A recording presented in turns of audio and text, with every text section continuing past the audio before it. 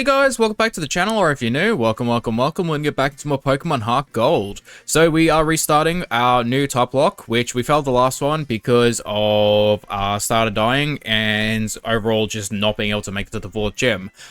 We are going to try and do something a little bit better, hopefully make it past the 4th gym all the way up to the Elite 4. This time we have water types and not bug types, so it should be much easier to do. So we are going to be picking our Totodile, which unfortunately is not much of a choice. So we just have to go with the Totodile. And we're gonna have to give him / her a name, which is gonna be, we'll name him Croc from the PlayStation game.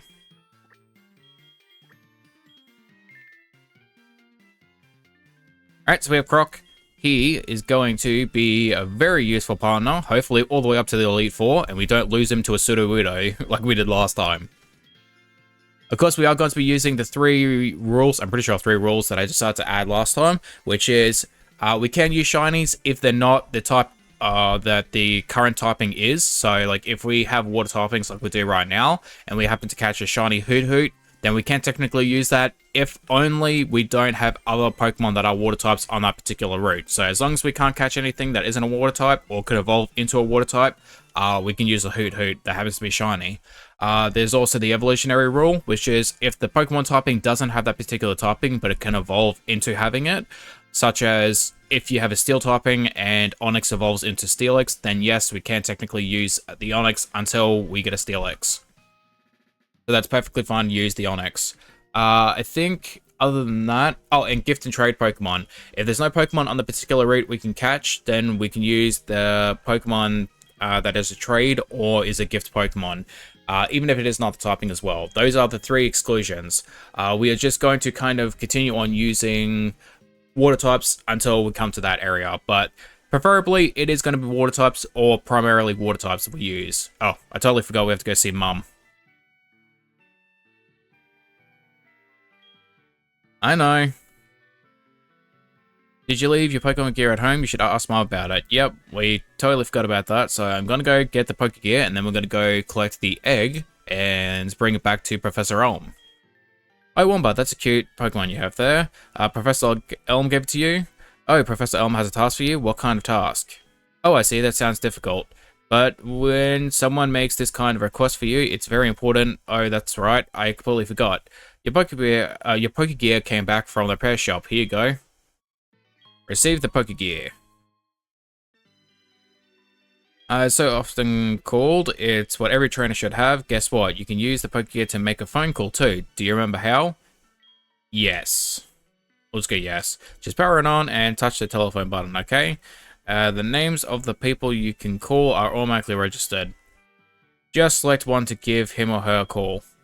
Wow, I can't believe it's so easy to make a phone call. Well, the majority of the people are pretty much useless. Occasionally, you'll get something that's good, like a particular item, such as an evolutionary stone. Pretty sure one of the fishermen over on the other side of the just river there will actually give you water stones. I almost completely forgot. Here, I can give you my number. Register Professor Elm's name, number in the Poke gear. I'll call you if anything comes up. That's a massive foreshadowing. What? That is some massive foreshadowing there. I wonder what's gonna happen. I mean, we all know what's gonna happen. Alright, Sentry. Well, if we get to level 6, which should be, I mean, pretty easy, a couple Pokemon, and then we can level up, get Water Gun, which can be very useful against some Pokemon in this particular area. Just the stab attack is very useful. Obviously, we're going to go up against our first Grass type. I don't think there's any Grass types in between here and Professor what's the guy's name? Not Professor Oak's house, the Mr. Pokemon, Mr. Fantastic, whatever his name is, can't remember what it is. In between his house, I don't think there's any Grass types. It's only just our rival starter. But everything else is either bug type or really normal type. Oh, we make it a Pidgey, which is also flying type.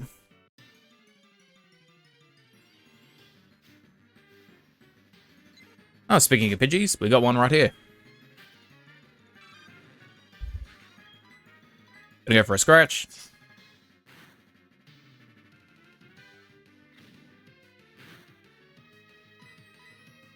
One more.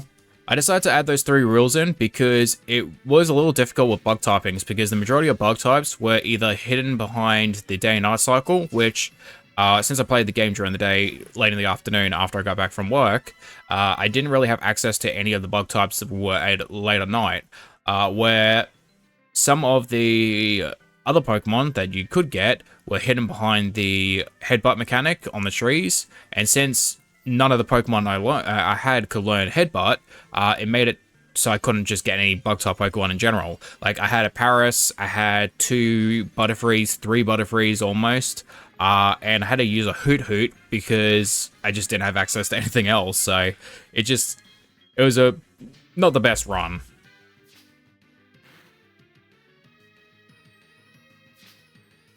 But it was actually pretty fun that I got a full odds shiny. Like, that's pretty rare to get. I'm pretty sure the first ever shiny I actually got was in Pokemon Platinum. It was like at the very start of the game. I got a full odds shiny Bidoof.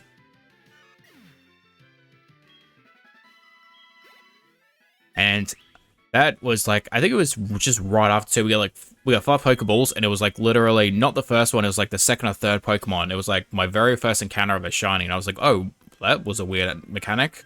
And I didn't really know anything about shinies up until I caught it, and a friend was like, oh yeah, those are shinies. I was like, oh, that's actually pretty cool.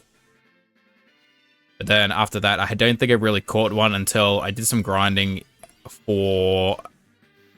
God, it was like Sword and Shield I was doing grinding, and then Arceus, because I just don't really care about shinies all that much.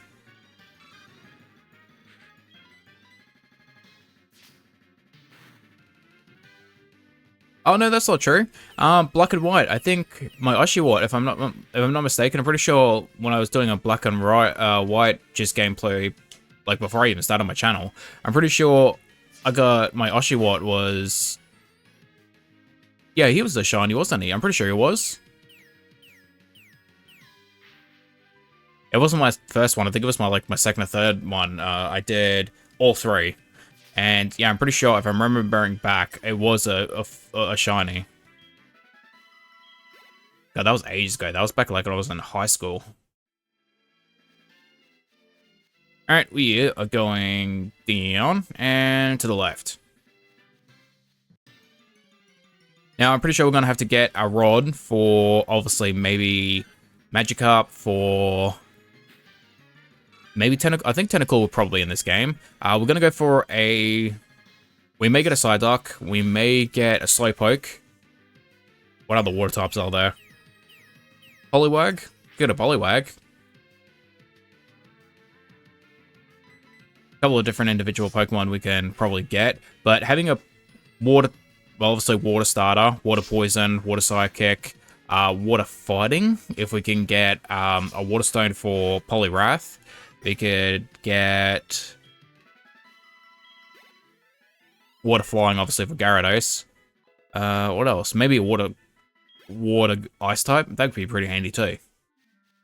I'm trying to think of different Pokemon that you could probably catch in here, but I'm drawing blanks on a lot of them.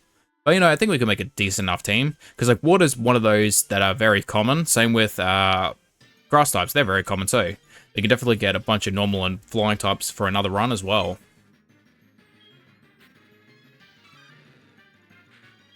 Alright, gonna go for Water Gun.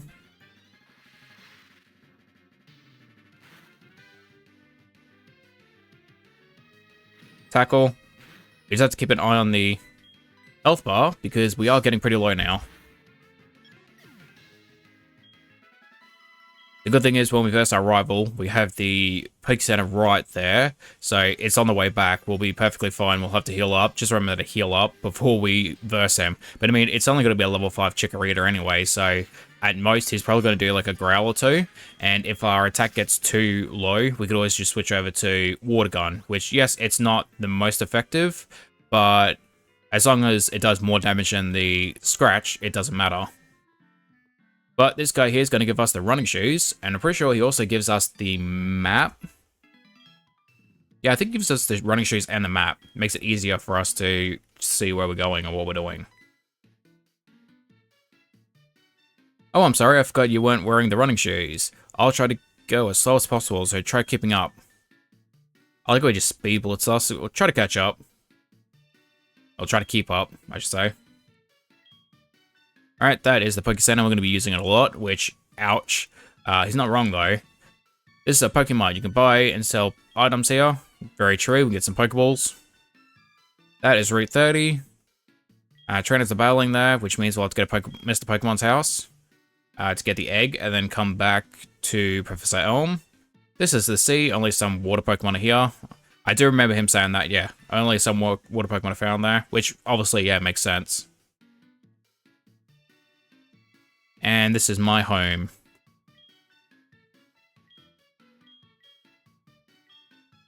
I mean, do we really need to know? Do we really need to know what your house is, though?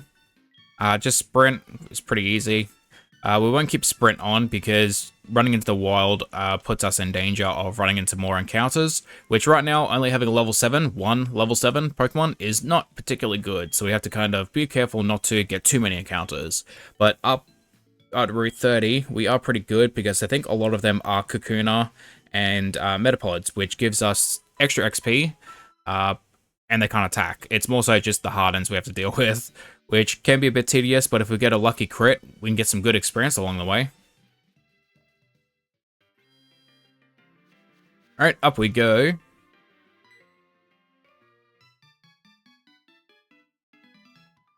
I made it. I forgot about one thing. This is a token from me. Here, take it. Alright, cool. That's the map card. I knew who gave us something.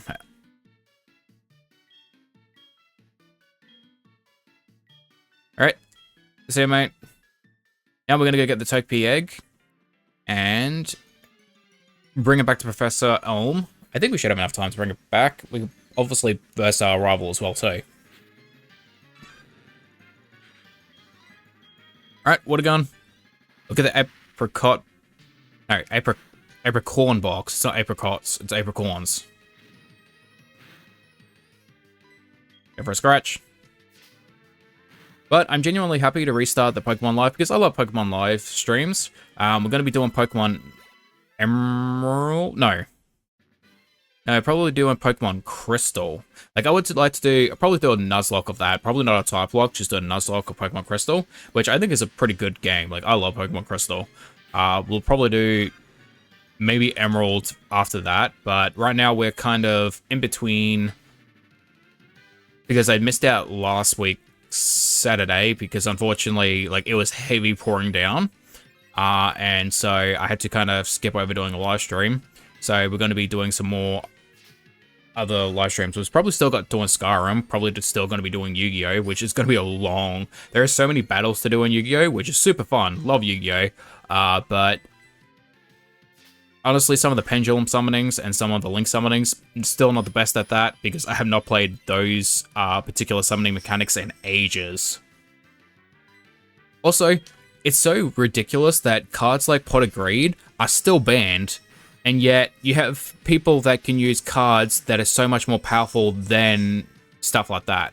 Like, what's the point of ditching your entire deck to get the cards you need to summon a bunch of cards on the field if you're going to still ban something as trivial as drawing 2 cards? And I understand, like, 2 extra cards can be very useful, and having limitations on it as well, like certain limitations, like you have to ditch certain cards, or you have to have certain cards in your hand in order to draw 2 more cards, that makes sense. But even so, in comparison to a lot of other cards that have similar effects or the same effects, like, why ban that particular card? Like, make it a limited, like, you can only have one. Like, you can only have one Monster Reborn, you can have one hand destruction. Like, why not have one Pot of Greed, one Graceful Charity? I mean, it's also understandable because, like, as someone who uses, like, I love the Dark World deck, that's one of my favorite decks, and, like, I understand with Hand Destruction and Graceful Charity, you can get so many powerful monsters on the field straight away, so I understand, like, limiting some of those effects, but come on. It's only 2 extra cards. Enough ranting about Yu-Gi-Oh, though. I've also started my Forbidden Memories Yu-Gi-Oh game, which is really fun. Taking like abilities is kind of like it's weird, and you also add in the fact that they have star signs, the Guardian signs, which is like Pokemon typings, which is weird and funny because throughout the entire series, I learnt like 2 out of like the multiple typing system. Like I learnt Sun beats Moon, and I think Pluto beats Sun, and then after that, there's like 30 other different ones that can make like different encounters that power up or weaken your cards, and I just could not learn them for the life of me. I did kind of realize that they do only summon, like the game computer only summons one particular star sign, so you don't have to worry about switching in between. So if you can kind of work out the cards that are strong or weak against it, you can specifically kind of remember those more so than the typing. It's a lot easier to figure out that way. Because, like, look, I have a hard enough time figuring out Pokemon typings. Like, sometimes I still forget. Like, obviously, Psychic is strong against Poison, but then I forget Bug types are strong against Psychic types, and then sometimes I also forget that they're also strong against Dark types. So, like, I forget about those, and then I also forget that sometimes, like, Steel is strong against Fairy, and Fairy is not affected by Dragon. Like, I still forget that from time to time, so I completely understand me forgetting something as trivial as, oh, Sun beats Moon, or, you know, Moon beats, you know, what is it? It's like Aquarius or whatever, or Pisces or some crap like that. So, like, understandable that I'm gonna forget those. But the fusing, like the contact fusion, they did. That was really fun. Like, you just throw 2 particular cards together that may work together, and you can summon something more powerful. Like, you don't need polymerization. Like, that is so handy, especially when you go, all right, even if it's not a dragon type, it has dragon in its name. Well, we can fuse Twin-Headed Thunder Dragon. Or, oh, this card is a rock type. Well, you can throw that with a female and you make Mystical Sands, and you can have a powerful card immediately. It's a very handy, like the fusion mechanics. The reward cards, like the pools for the raw card rewards, are they're a little weird because like they don't quite explain it the best in the game, because like there are 3 different win mechanics. Like, you can deck out, you can win without fusions, and then you can win with fusions. And it's like, they don't really tell you, in order to get certain spell cards or certain trap cards or certain monster cards, that you need to deck out your opponent, or you need to beat like an opponent with a certain like win mechanic. So it does kind of make it a little bit harder if you don't know what you're doing.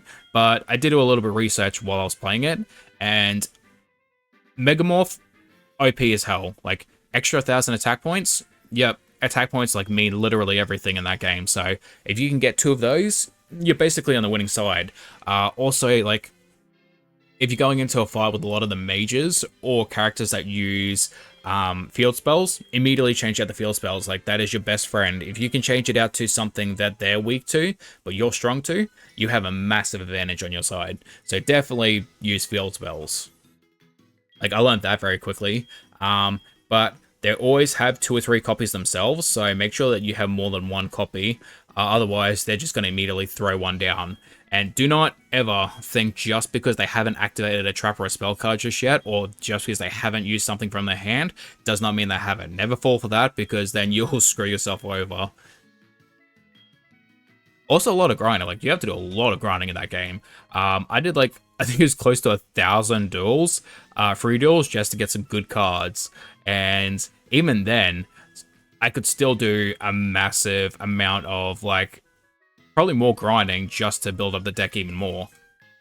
I think I got Black Meteor Dragon, and I was like, oh, hell yeah, I want to get 2 more of those. And I did so much grinding. I did like 500 duels just on that one guy alone, just to try and get another one.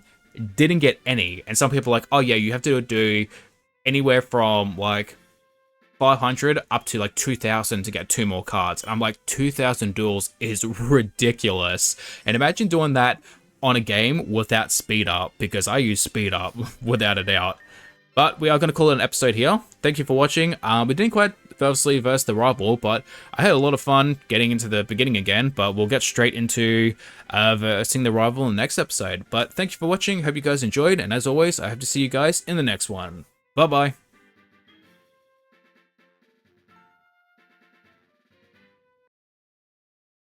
Alright guys, come to the end of the video. Thank you for watching. I hope you guys enjoy, and hopefully get to see you guys in the next one. Bye bye.